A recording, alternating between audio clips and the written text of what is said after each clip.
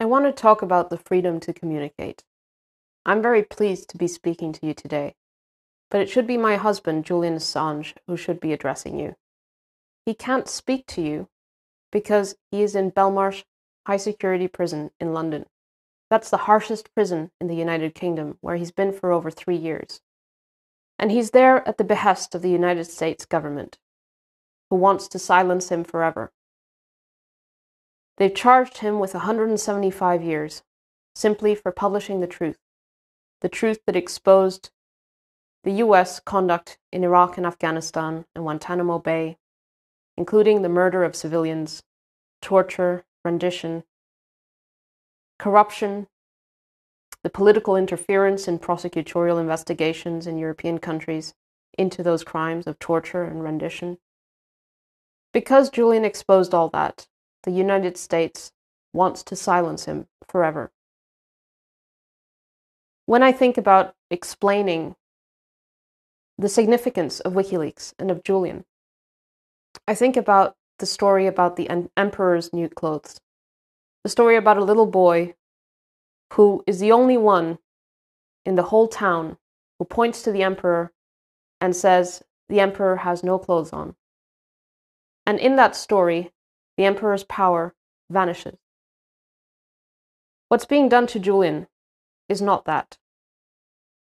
What's being done to Julian is that the child is taken and thrown into prison as a sign, as a symbol to everyone else that they're not allowed to say that the emperor has no clothes. The freedom to communicate is all we have. It's what we need to be able to construct a reality, a new reality, an improved reality around ourselves, to be able to communicate the suffering of our peoples, of ourselves individually, and that freedom is being interfered with. Julian is a symbol of the freedom of speech, of the freedom of the press. If he is kept in prison, if the United States gets its way, then that freedom will contract. We need to expand that freedom. We need to free Julian. The UK has agreed to extradite Julian to the United States, in spite of the fact that it is now known that the United States not only plotted to kidnap and poison and rendition him, but also to kill him, and that these plans were discussed at the highest levels of the White House. How can the UK even contemplate extraditing a journalist to the country that plotted to kill him for his groundbreaking journalism, for the journalism that recognized victims of war that had no recognition at all? The United States has impunity agreements with multiple countries. It is not a member of the ICC. The truth is the only justice that the victims of war ever get.